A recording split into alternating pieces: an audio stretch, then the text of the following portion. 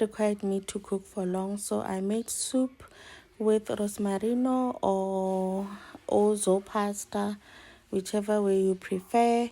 I'm boiling it there on the side, and as that was cooking, I started on mushrooms, fried it in butter, and then I kept stirring my Orzo because I didn't want it to stick, even though I did add a bit of olive oil there, or a bit of oil. And then in my mushroom pan, I added shredded beef there, stir that in, and then I also added water. It is soup after all. If you do have stock, you can add stock, but I didn't have, so I'm just using what I have. And I added salt.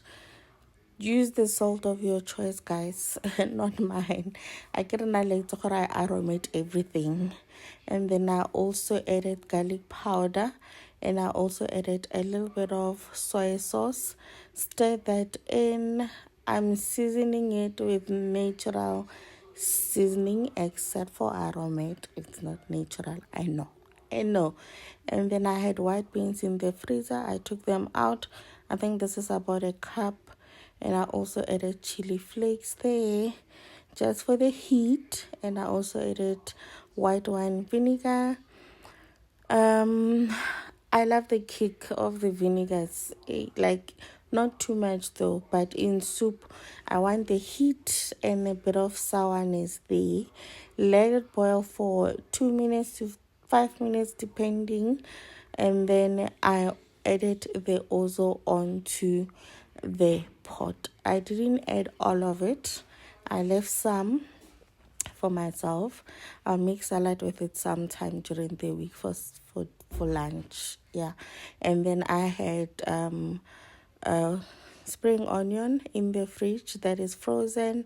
I added that onto there, and I added spinach. I added a little bit more because this was the last one, and I didn't want to leave a small portion.